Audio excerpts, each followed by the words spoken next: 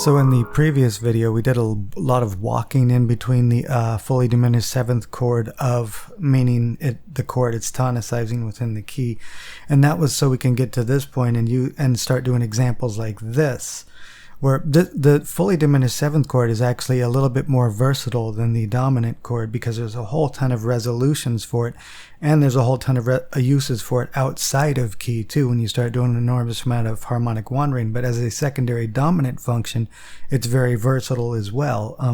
It allows for unique bass lines and stuff. So let's just start. Let's just do number 1, fully diminished seventh, and we'll just do the kind of walking thing that we did in the first one and then resolve it back to C.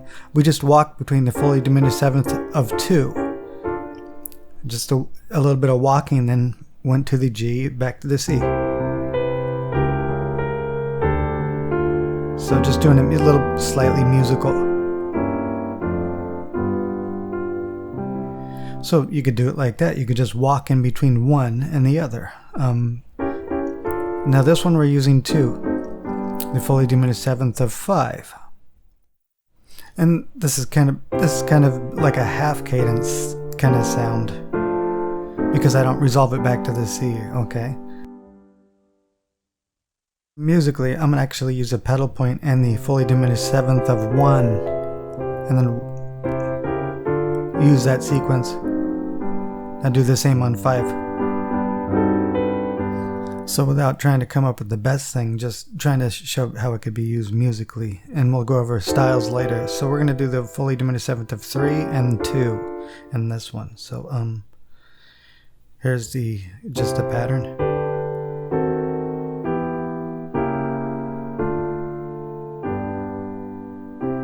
Okay, and try to do it musically.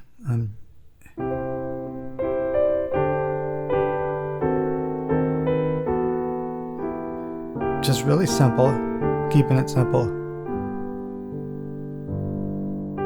Don't try to do the best thing, just try to make a musical instead of just a series of chords. So let's go on to number 4. We're gonna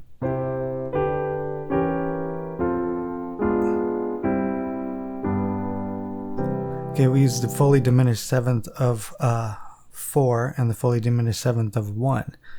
You notice that allows us to use the A flat in the bass like that. Okay, so maybe musically we can do.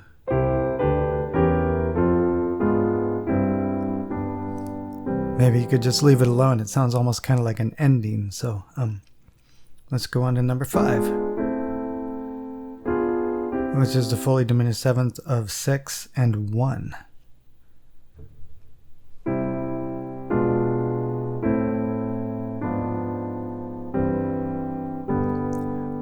You notice the amount of chromaticism we're getting out of lines too, like bass lines and whatnot. So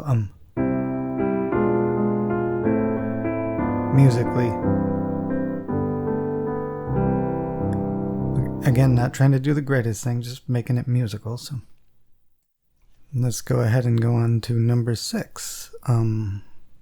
Here we go. So in this, we're going to use a secondary dominant in addition to the fully diminished sevenths of, we're going to use the 5 of 5. Fully diminished seventh chords and the dominant secondary dominants are serving the same functions here. So we could do something like this. Maybe musically we'll just leave it alone and start high and then repeat the sequence again, moving it lower. Something like, well, first notice the amount of chromaticism that occurs when we use these type of chords. So now what I was thinking of is something like this.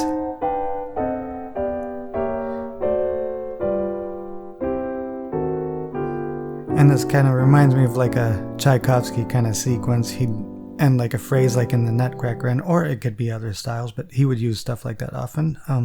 Let's go on to number 7. This one has some interesting thing goes on. Minor 7th chords, dominant 9th, and dominant 13. So just to show the differences. So, and the sounds we can get. So here's the sequence. and it's extended, so okay. So musically,